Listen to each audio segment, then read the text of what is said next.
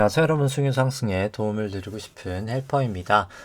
이제 지난밤 미국 특히 나스닥이 한 2% 정도 빠지다가 종가로는 한 1.7% 정도 하락했습니다만, 사실 많이 이제 전환선도 뚫리는 등 꽤 하락하는 모습을 보이고 있습니다. 이제 그러다 보니까 아무래도 코스피 같은 경우에도 한 2.6% 하락을 하면서 사실 최저점으로 마감을 했는데요. 오늘 가격 기준으로는 사실 두 가지 정도 요인으로 국내 쪽이랑 미국 쪽 다 보일 수 있을 것 같은데, 오늘 일단 그거 먼저 일단 살펴보고 보도록 하죠. 일단 국내 쪽은 사실 프로그램 매매 영향이 좀 제일 컸습니다. 이제 보시면은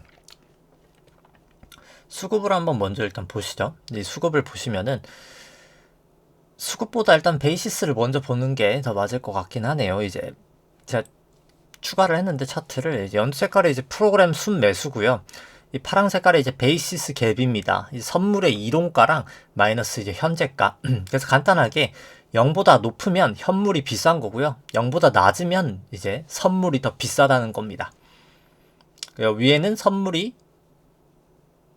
여기가 비싸고 여기 선물이 싸고, 여기가 현물이 비싸고 현물이 싸고, 이 개념이라 보시면 되겠죠. 그럼 이제 여기가 이렇게 마이너스가 돼 있을 때 현물이 싸니까 현물을 사고 선물을 파는 그런 차익 거래가 발생할 수 있겠죠. 이제 싼 현물을 사고 비싼 선물을 파는 겁니다. 이제 그걸 많이 하는 데가 어디죠? 외국인이 아니라 기관입니다.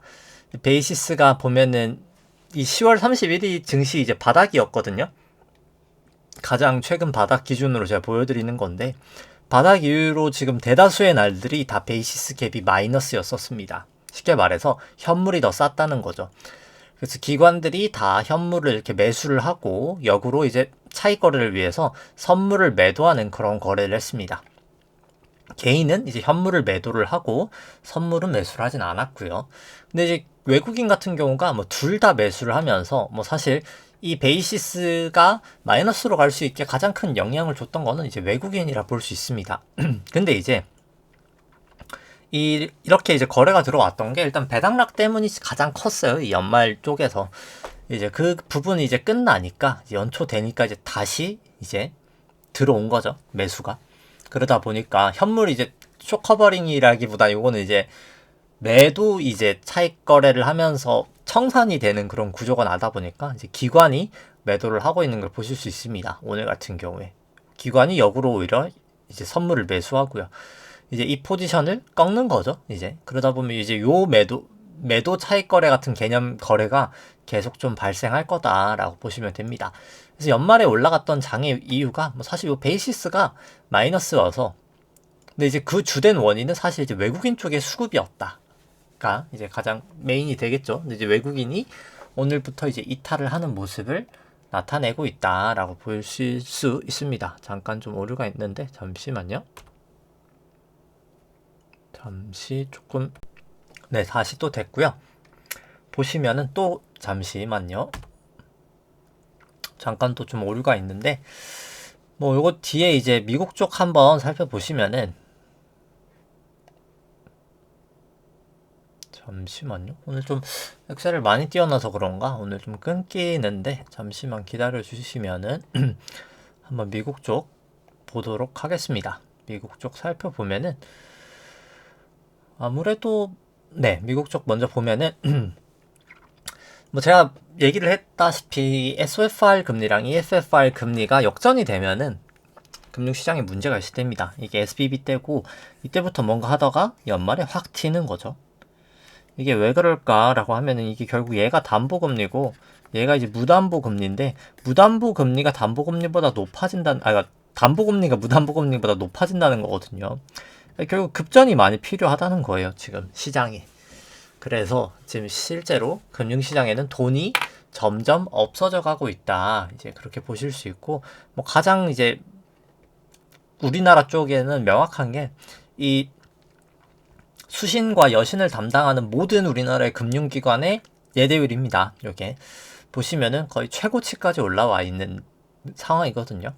그래서 더 이상 사실 신용 창출이 좀 힘든 상황이고, 이 상황 속에서 미국 QT 때문에 우리나라 예금 자체가 좀 늘지 못하는 상황이거든요.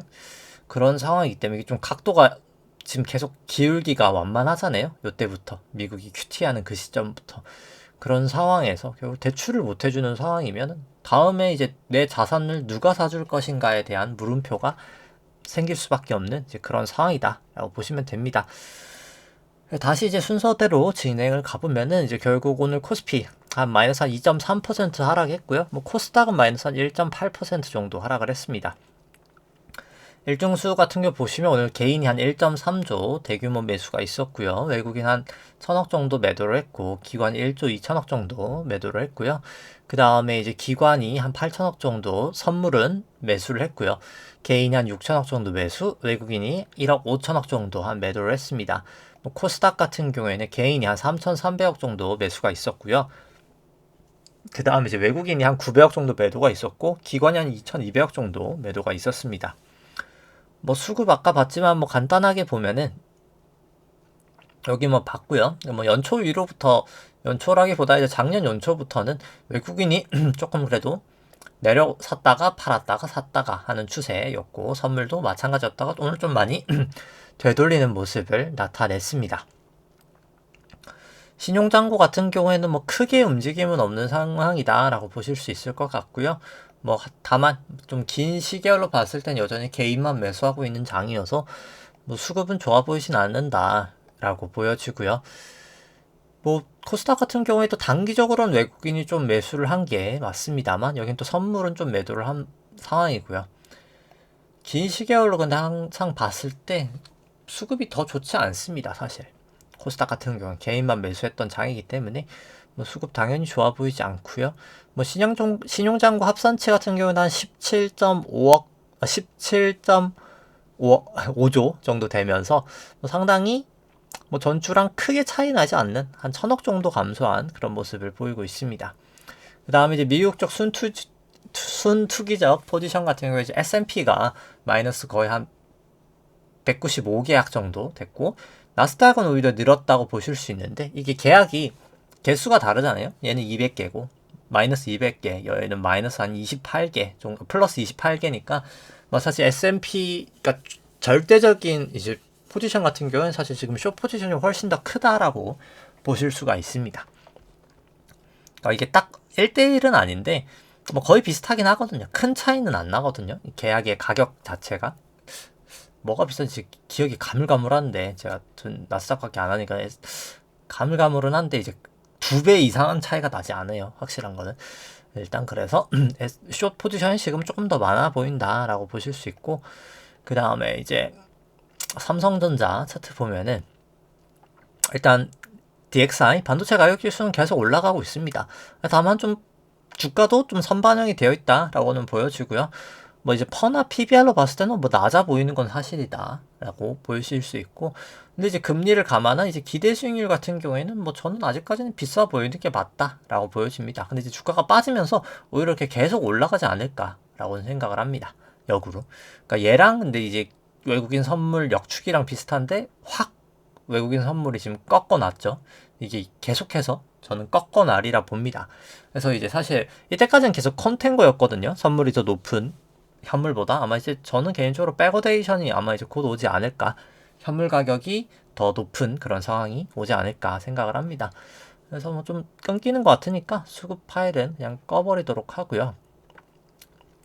그 다음에 뭐 실질금리 쪽 먼저 살펴보면은 일단 또 살짝 또 리바운드를 하고 있습니다. 아무래도 금리가 너무 많이 빠졌다라는 인식이 좀 크기 때문에, 그리고 사실 단기 금융 시장이 저는 이제 계속 몇 주 전부터 얘기를 드리지만 사실 기사가 이제 슬슬 나고 있거든요. 미국 쪽도 그렇고 우리나라도 그렇고 이 SFR 금리가 좀 심상치 않다라는 게 좀 최근에 기사들이 나고 있습니다. 이제 그러다 보니까 좀 금리가 그것 때문에도 저는 좀 치는 게 있지 않나라는 생각입니다.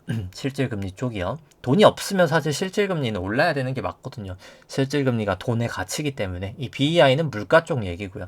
근데 물가는 사실 금리 올라가면서 올라가지 않았거든요. 그래서 사실 실질금리가 더 메인이 된다라고 보시면 되고, 다만 이제 우리나라 쪽은 BEI가 높았던 건 맞고, 근데 BEI가 이제 내려올 만큼 내려왔고 2.4대까지, 2.3대까지. 근데 우리나라는 다만 이 실질금리가 너무 낮았다는 거죠. 과거 이 완화적인 이 시절까지 지금 내려온 상태에서 금리 인하가 뭐 되는 것까지는 오케이인데 되고 나면 마치 그런 거죠. 되고 나면은 예대율이 더 높아질 거거든요. 어떻게 할 것인가. 그러니까 예금이 빠지잖아요. 금리가 낮아지면 보통. 그러면 어떻게 할 것인가가 뭐 개인적인 전 좀 물음표긴 합니다. 이제 어떻게 대응할 것인가. 좀 대응이 좀 쉽지 않을 거라고 보여집니다. 그러니까 사실 금리를 인하하면 저는 사실 신용적인 쇼크는 더 올 거라고 봅니다. 그러니까 결과론적으로 금리를 내리면서 통화량을 증가시켜야 되는데 그 통화량을 증가시키지 못하는 상황이면 뭔가 무너질 수밖에 없다. 이제 은행 쪽 신용 창출이 안 되기 때문에 이제 그렇게 보여지고요. 근데 그래서 국내 쪽은 실질금리가 저는 계속 올라갈 거라고 봅니다. 이젠 다시 리바운드를 좀 하지 않을까. 이제 그런 상황이고요. 이것도 그냥 꺼버리고. 그 다음에 이제 뭐 자산들 보면은 이제 ECB 같은 경우에는 뭐 계속해서 이 대출을 줄이고 있죠. 지금 그러니까 QT는 아니고 이제 대출했던 자산들을 줄이고 있는 그런 모습을 보이고 있습니다. 뭐 이건 달러로 환산한 ECB 자산이고요. BOJ 같은 경우에도 뭐 계속해서 약간씩이나마 자산이 조금 증가되고 있는 그런 모습을 보이고 있다. 뭐 달러로 했을 때는 엔화가 약세기 때문에 오히려 감소하고 있는 그런 모습을 보이고 있다라고 보실 수 있고요. 뭐 물가도 여전히 높고 해서 뭐 결국 뭐 올해 정도는 이제 또 다시 여기도 계속해서 금리 레인지를 높이기도 있었죠. 1%까지 높였듯이 이제 슬슬 QT를 그러니까 자산 매입 축소에서 이제 취소까지 나오고 뭐 그 다음에 이제 QT까지도 결국 선사할 수 있는 그런 상황이 되지 않을까라고 합니다. 그 다음에 뭐 매크로 쪽 요거는 뭐 그냥 참고 삼아 ISM 제조업이나 비제조업 지수 보시면 될 것 같고요. 뭐 좀 가장 크게 볼 거는 이제 GDP 대비해서 글로벌 이제 전체 GDP 대비해서 뭐 국내 코스피 시총 같은 경우에는 뭐 엄청 높은 건 아닙니다. 솔직히 이제 근데 이제 S&P가 상당히 많이 좀 높아졌다라고 좀 보실 수 있습니다. 근데 뭐 사실 국내 것도 뭐 낮다고도 말하기도 애매하고 근데 뭐 사실 이 정도면 그냥 평균치 정도긴 하죠. 국내는 솔직히. 그다음에 이제 뭐 부동산 같은 경우에 이제 PIR 같은 경우에 여전히 높은 수준이다. 계속해서 뭐 이건 업데이트가 뭐 거의 한 3달마다 되거든요. 2, 5, 8, 11월에 되니까 보니까 뭐 그냥 계속해서 같은 수치. PIR 미국 쪽도 여전히 높고 영국 정도 내려오고 있지만 높고 실질 미국 주택 가격도 여전히 높은 상황. 이제 4, 5년 부동산도 내려오고 있지만 과거 대비 상당히 높은 구간이다. 국내 쪽도 마찬가지로 높은 구간이다라고 보실 수 있고요. 그 다음에 뭐 지수 쪽 밸류에이션 같은 경우에 이제 국내 쪽에 이렇게 확 좀 튀어 보이는 것 같은 경우에는 이제 국내 쪽 ROE를 조금 더 이제 코로나 기간이 제가 지금 3개년 평균 ROE를 쓰거든요. 이제 그러다 보니까 코로나 기간이 빠지면서 좀 약간 기술적으로 ROE가 좀 높아지는 현상이 있어서 높아졌는데 근데 중요한 건 어차피 이게 쭉쭉쭉쭉 올라갈 거라고 봅니다. 저는 계속 올라갈 거라고 봐요. 이게 증시가 이렇게 빠지면서 얘는 계속 좀 올라가는 레벨이 나타나지 않을까. 페드 모델도 그렇고 물론 이제 이 상황에서 금리 여건에 따라 다르겠지만 그냥 딱 금리가 고정값이라고 봤을 때는 계속 좀 높아지지 않을까라는 생각입니다. 왜냐면 또 주가가 이렇게 빠질 땐 높아지거든요. 그래서 이런 형태로 쭉쭉쭉쭉 높아지지 않을까 결과론적으로. 그러니까 금리가 설사 오른다 하더라도 이번에 이제 높아지면서 빠지지 않을까 이제 그렇게 보여지고요. 코스닥도 마찬가지입니다. 아직까지는 높은 편이지만 이것도 점점 더 높아지지 않을까. 이제 좀 그러니까 밸류에이션 비싸서 낮은 편이지만 점점 높아지지 않을까 싶고요. 그 다음에 이제 S&P랑 이제 코스피랑 같이 돼 있는 걸 보시면은 둘 다 높아지고 있는데 이제 이게 좀 금리가 많이 내려온 부분이랑 이제 ROE가 좀 개선된 부분, 요 두 부분이라고 볼 수 있습니다. 근데 이제 그렇게 봐도 사실 일드갭으로 보면 여전히 비싸요. 둘 다 사실. 결국은 쭉쭉쭉쭉 높아진다라고 생각을 합니다. 한 요 정도까지는 최소한 높아지리라 봅니다. 그 다음에 이제 뭐 매번 말씀드리지만 이 PBR로 봐도 뭐 거의 살인적인 PBR이죠. 이제 닷컴 버블 이후로 거의 뭐 세 번째로 가장 높은 이제 그 정도 수준의 레벨이다라고 보실 수 있고요. 뭐 부동산도 그냥 꺼버리죠. 이게 자꾸 오류가 걸리니까 꺼버리고, 그 다음에 매크로 쪽도 받고 전주 대비해서 움직임 한번 살펴보면은 이 지급준비금은 한 896억 달러 정도 감소가 됐고요. 많이 감소가 됐죠. 이제 금리가 내려와서 그렇습니다. 이제 자, 금리가 내려오면 이제 그렇게 될 거라 그랬었죠. 이제 그 부분 때문에 영향이 크고요. TJ는 한 8억 달러 정도 감소하고, 오히려 이제 RRP가 보시면 늘죠. 이제 414억 달러 정도 이렇게 증가를 하게 됩니다. 그래서 결국 영준 순 유동성은 한 113억 달러 정도, 이 총자산 감소 규모 정도 감소를 하면서 이제는 지준이 떨어지다 보니까 시장에 좀 영향을 미친다라고 보실 수가 있고요. 뭐 BDI 같은 경우에는 뭐 좀 홍해 쪽이 약간 문제가 있음에도 불구하고 아직까지 막 다시 트진 않고 좀 하락을 멈춘 그런 상황이고, 이제 SCFI 같은 경우에 다시 조금 튀고 있는 그런 모습을 나타내고 있다라고 보실 수 있습니다. 뭐 나머지 같은 경우에는 뭐 그렇게 뭐 매번 말씀드리다 보니까 뭐 특별하게 이제 얘기를 할 건 없는 것 같고요. 네. 그래서 뭐 미국 쪽도 이제 뭐 OECD 쪽이 좀 업데이트된 게 있어가지고 뭐 그 부분만 보고 지나가도록 하죠. 그리고 이제 뭐 통화량 대비해서 S&P 보시면 여전히 높습니다. 다 컨버블 이후로 여긴 지금 최고치예요. M2가 줄고 있기 때문에. 나스닥도 최고치까지는 아니지만 엄청나게 높은 상황이고, 이건 종합입니다. 참고로. 그 다음에 이제 윌시어 5000 대비 M2도 다 컨버블 이후로 최고치인 상황이고요. 윌시어 5000 대비 이제 GDP는 뭐 어마어마합니다. 지금 어마어마한 상황이다라고 보실 수가 있습니다.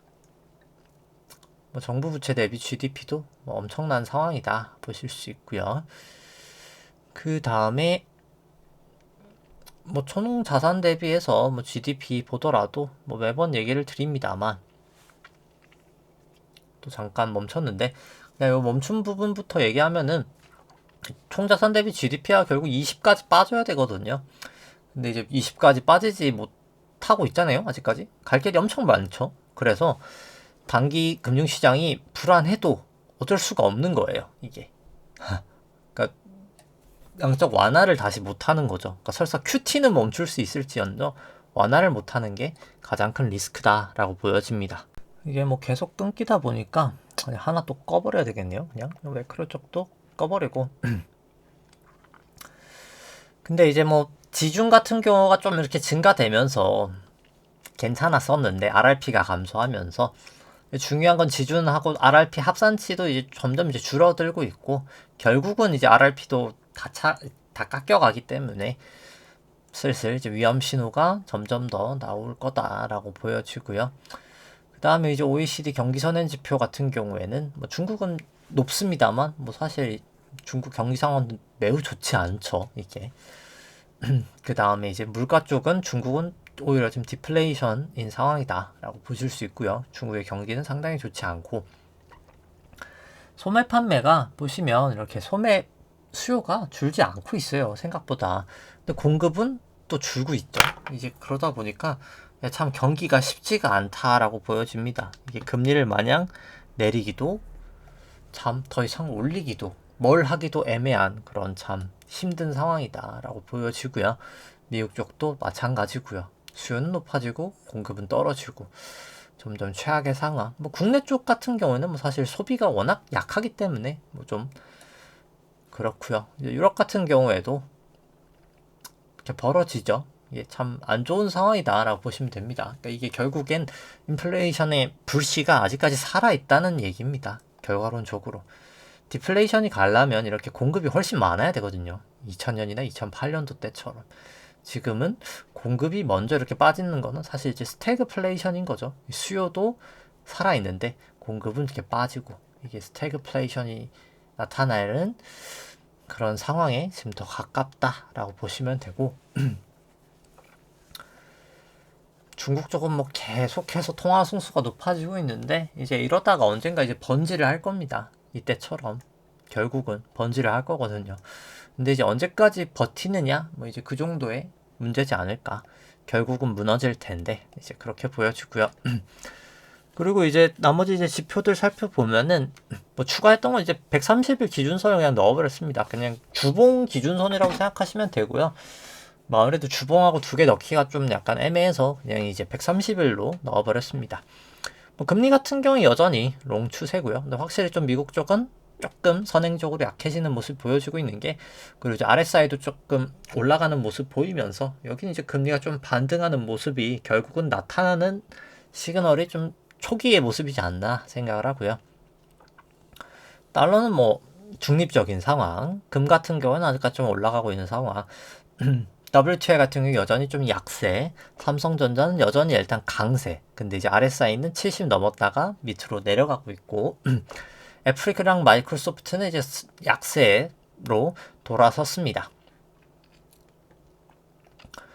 그래서 뭐 볼린저 이렇게 벌어져 있다가 모이고 있기 때문에 사실 슬슬 반등할 때가 된 게 아닌가 싶고요. 이제 RSI도 계속해서 좀 높아지면서 반등하지 않을까 싶습니다.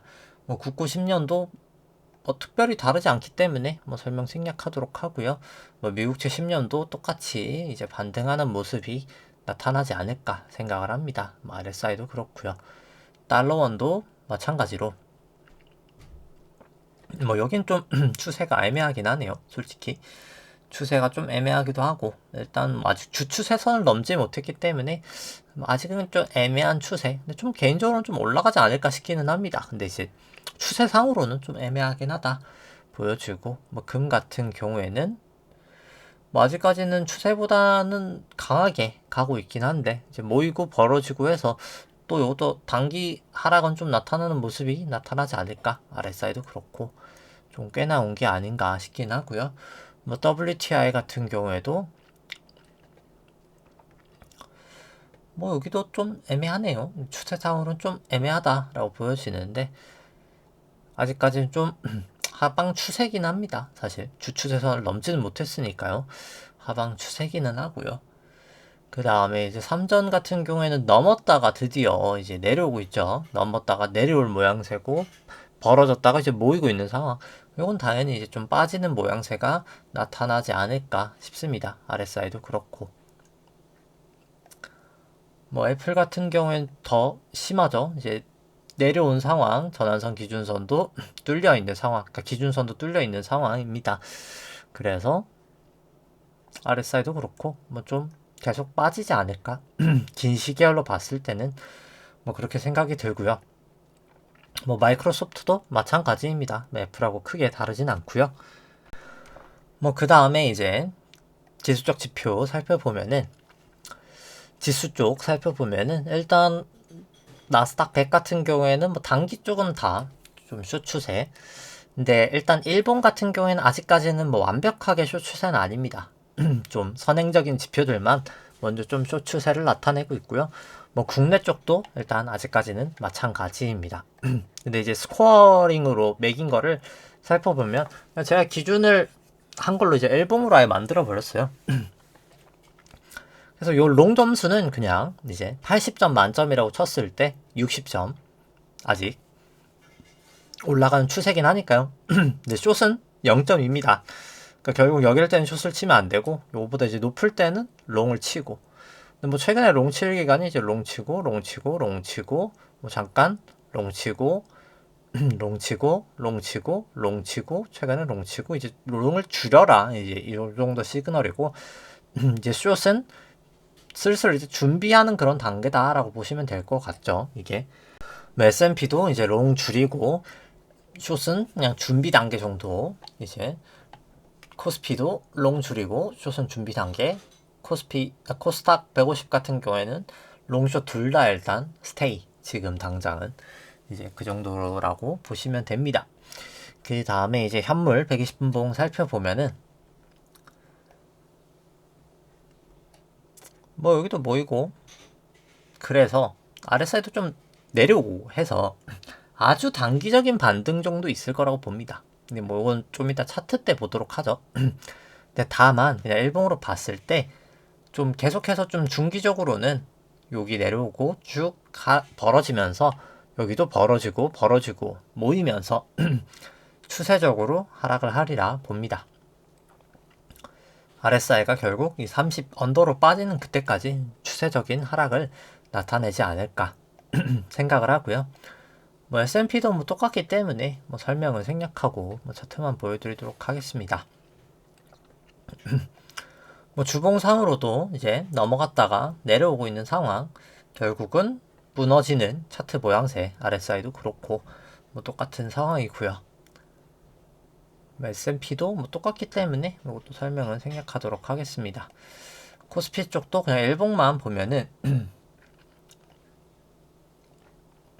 넘어갔다가 내려오고 있고, 넘어갔다가 내려오고 있고, 벌어졌다가 모이고 있고, 벌어졌다가 모이고 있고, 다 이제 하락 추세가 시작됐다라고 RSI도 그렇고 나타내고 있고요. 그 다음에 이제 코스닥 151번 같은 경우에도 모였다가 내려오고 있고, 모였다가 내려오고 있고, 벌어졌다가 모이고 있고, 벌어졌다가 모이고 있고 해서 여기도 RSI도 그렇고 쭉쭉쭉쭉 결국 빠지는 추세지 않나 생각을 합니다. 뭐 그 다음에 이제 차트 쪽 살펴보면은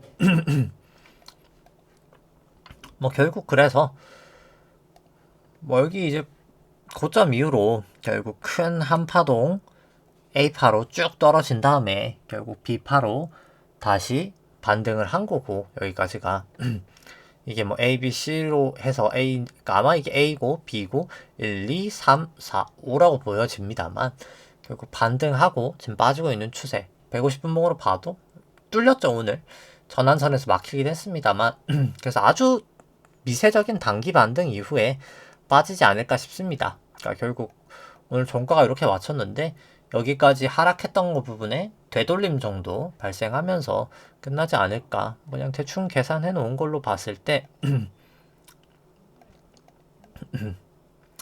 아마 한 358에서 361 정도 선물 기준으로 뭐 거기까지 반등했다가 빠지지 않을까 싶고요.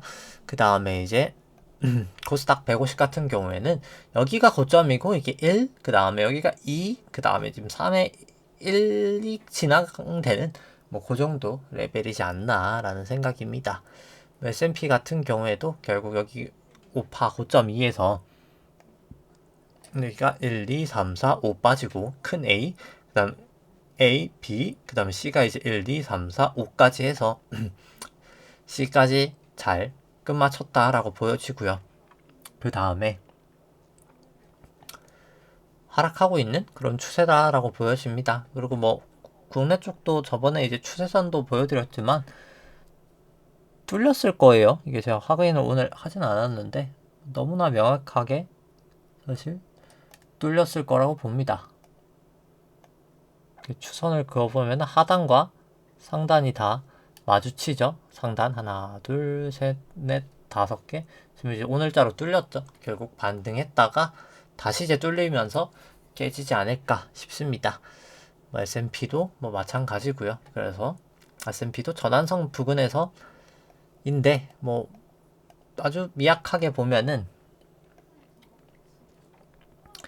이 되돌림이 요 작은 거의 되돌림일지 요 전체의 되돌림일지는 모르겠지만 뭐가 됐던 간에 뭐 요렇게까지 반등을 했다가 빠지든 아니면 요렇게 반등했다가 한 번 더 빠졌다가 다시 반등할지 모르겠지만 결국은 되돌림 한 번 이후에 다시 빠지지 않을까 라고 보여지고요. 뭐 나스닥도 똑같기 때문에 뭐 설명을 생략하도록 하겠습니다. 뭐 다우도 마찬가지고요. 그 다음에 코인 같은 경우에 이제 한 번 레벨업은 됐지만 뭐 전체적인 추세는 뭐 크게 다르지 않다라고 봅니다. 그 다음에 이제 V코스피 많이 반등한 모습이고요. 변동성 살짝 빠졌다 가지 않을까 싶긴 합니다. 그 다음에 이제 빅스 같은 경우에도 올라가고 있는 추세 뭐 결국 살짝 빠졌다가 다시 이제 반등하는 모습 나타내지 않을까 싶고요. 뭐 필라델피아도 이렇게 무너지는 모습 보이고 있습니다. 갭 모양 나오면서 무너지는 모습 뭐 딱 3봉을 그리지 않을까 싶어요. 이렇게 아마 3봉형 이렇게 그리지 않을까. 단기 반등 이후에 한번 더 빠지는 그런 추세가 나타나지 않을까. 뭐 그래서 개인적으로 그냥 뭐 확실하지는 않습니다만 이게 그냥 이제 1, 2, 3, 4, 5가 나온 게 아닌가라는 생각입니다. 이제 아니면 이제 여기서 뭐 1, 2, 3, 4, 5까지 나오고 뭐 그 다음에 반등 이렇게 나오든 반등이 이제 곧 나올 움직임이 이지 않나 생각하고요. 뭐 니케이도 뭐 결과론적으로 뭐 다른 증시랑 크게 다른 움직임은 보이지 않지 않을까 싶고요. 유로스톡스도 결과론적으로 빠진다라고 봅니다. 똑같이. 근데 이제 뭐 기준선이 여기서 한 번 정도 이제 반등 정도는 했다가 빠지지 않을까 싶긴 하고요. 항상 뭐 계속 좋지 않죠. 추세 계속 무너지고 있고 뭐 상해도 뭐 반등은 했지만 여전히 뭐 중국 조금 좋게 보진 않습니다. 뭐 달러 인덱스도 기준선까지 올라왔는데 여기 이제 넘기냐 마냐 요건 좀 지켜봐야 될 것 같고요. 뭐 달러 원도 여기 이제 개선들이 많이 모여있는 여기를 좀 돌파하면서 치고 가냐 마냐 이제 뭐 그 정도 승부지 않나 생각을 합니다. WTI 같은 경우에도 내려와서 여전히 이제 뭐 하락하고 있는 추세 뭐 크게 변함이 없고요. 금 같은 경우에도 역전은 되어 있어서 뭐 추세가 아주 좋아 보이지는 않은데 또 아주 나쁘지도 않은 뭐 그 정도 추세다 보여지고 이제 국고 같은 경우에는 슬슬 바닥을 찍고 올라가는 모습을 보이지 않을까 생각을 합니다. RSI로 봐도 그렇고요. 이제 미국도 봐도 그렇고 반등을 이제 슬슬 하는 그런 추세지 않나 라고 보여집니다. 그래서 결과론적으로 아마 이제 좀 하락이 시작될 것 같고요. 뭐 1배 정도 빠지면 뭐 선물로 나스닥 한 1800 정도, 168 정도면 7000까지 현물 기준으로 1600에서 한 6700까지 S&P 같은 경우에 3500에서 한 2700까지 뭐 현물 같은 경우에는 뭐 3500에서 2600까지 코스피 같은 게 한 191에서 85. 뭐 나스닥은 진짜 이렇게 빠질까 싶긴 한데. 아, 코스닥 같은 경우에는 이건 좀 사실 코스닥이 제일 좀 파동이 애매하긴 해요. 그래서 제가 코스닥은 잘 얘기는 안 드리는 거고요. 그래서 결과론적으로 뭐 빠지는 이유는 제일 큽니다. 돈이 없어서예요. 그러니까 결국 다음에 누군가가 사줘야 올라가는 거잖아요. 부동산이든 주식이든 뭐 채권이든 뭐가 됐든 간에 근데 어차피 QT가 되고 있는 상황에서 이 예대율이 높아지고 있는 그런 상황 더 이상 돈이 풀리기 어려운 상황이어서 실제로 금융 데이터들은 돈이 이미 없다라고 위험 신호를 이제 삐뽀 보내주고 있죠. 이 EFFR하고 이 SOFR랑 EFFR 금리 차이도 그렇고 이미 금융시장은 조금 위기를 나타내고 있다. 계속해서 좀 조심하실 필요가 있고 돈이 귀해지고 있는 세상이어서 뭐 굳이 내 돈이 쉽게 지금 어디 나갈 필요는 없지 않나 라고 생각을 합니다. 그래서 계속 좀 대응을 잘 하시면 좋을 것 같고요. 네, 오늘 방송 여기까지 하도록 하겠습니다. 네, 좋아요와 구독 누르시면 감사하겠습니다. 이상입니다.